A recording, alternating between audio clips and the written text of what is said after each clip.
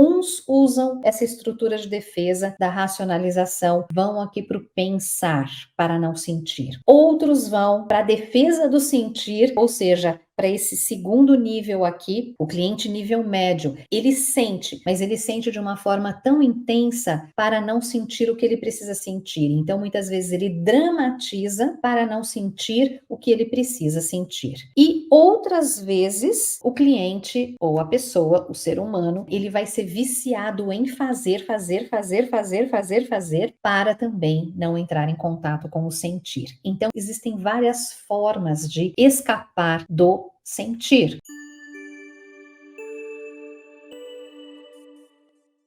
O Gendlin, criador da focalização, foi aluno de Rogers. Então, no grupo de pesquisa deles, eles fizeram uma pesquisa para perceber por que algumas terapias ou alguns clientes tinham sucesso na terapia e outros não. Então, quais eram os clientes que eram bem-sucedidos em suas terapias? E eles criaram uma escala de 1 a 7 e o nome dessa pesquisa foi o modo de vivenciar.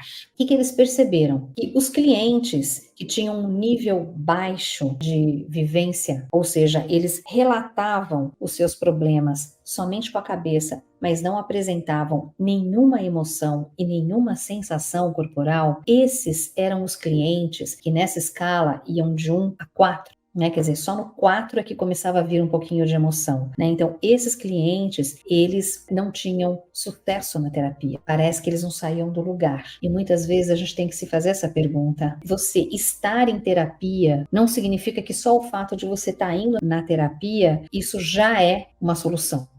Não é. Então, o sucesso de uma terapia não depende de você ir ou estar fazendo ou não. O sucesso de uma terapia, segundo essa pesquisa, vai depender do modo de vivenciar de cada cliente. Então, os clientes que conseguem se envolver mais emocionalmente e trazer mais sensações corporais são aqueles que vão apresentar um resultado melhor. Bom, então, 3 níveis de cliente. O primeiro, aquele nível baixo, relata os eventos, mas não se envolve. Depois a gente tem 2, o cliente nível médio. Há emoções na narrativa, mas não percebemos o cliente presente no que ele está sentindo. Aqui é o que o Bert Hellinger chama de sentimentos secundários. Muitas vezes a pessoa está lá, né, relatando o drama, mas ela mesma não está presente naquilo que ela está sentindo. Então, aqui era no passado, como fazíamos as constelações, muito mais psicodramáticas, e aí muitas vezes vinham esses sentimentos secundários, e não é nisso que a gente está interessado, tá? A gente quer aprofundar mais.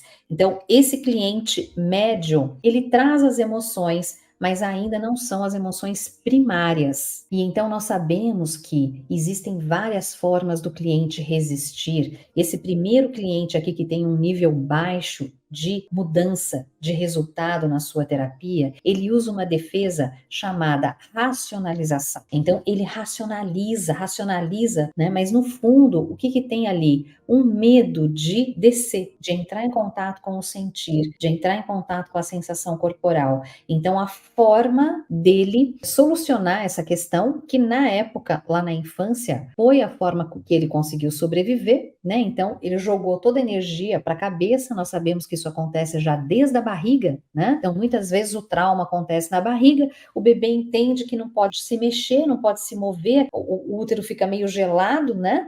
Porque fica meio fria quando a mãe sofre algum trauma, aquele ambiente fica meio gelado, exatamente por conta da reação do estresse. Então, o bebê entende assim, melhor eu não me mexer mais. E então, a energia, ao invés de ser distribuída pelos membros do feto, é jogada toda para a cabeça. E assim continua. Então, muitas vezes, isso, né, já começou lá atrás, que nas defesas de caráter do próprio Reich, é aí que começa, por exemplo, uma das estruturas de defesa chamada esquizoidia, né? Quando vai tudo aqui para a cabeça, ela já vai vivendo e se desenvolvendo um pouco desconectada da vida, do mundo. No Petwork nós chamamos da defesa da serenidade, enfim, existem vários nomes, mas o que é importante aqui para vocês saberem, né? Uns usam essa estrutura de defesa da racionalização, vão aqui para o pensar, para não sentir. Outros vão para a defesa do sentir, ou seja, para esse segundo nível aqui, o cliente nível médio, ele sente, mas ele sente de uma forma tão intensa para não sentir o que ele precisa sentir. Então, muitas vezes ele dramatiza para não sentir o que ele precisa sentir. E outras vezes, o cliente ou a pessoa, o ser humano, ele vai ser viciado em fazer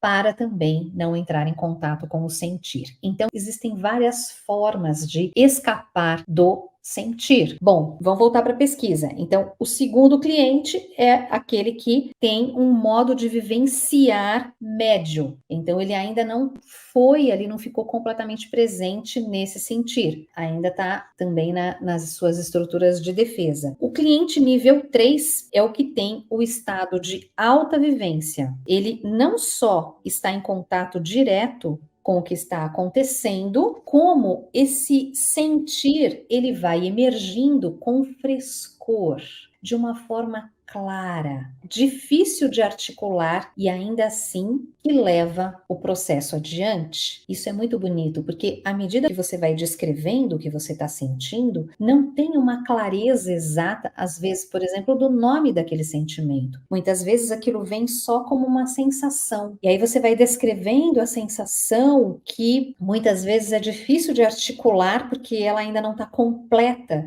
Exatamente como no campo das constelações, vai surgindo ao mesmo tempo uma imagem que ainda é difícil de articular. A gente não entende muito bem o que é que está se formando ali naquela configuração, mas você vai aguardando exatamente o processo que vai acontecendo dentro, vai acontecendo fora. E isso é uma coisa maravilhosa, porque o que a constelação traz, né?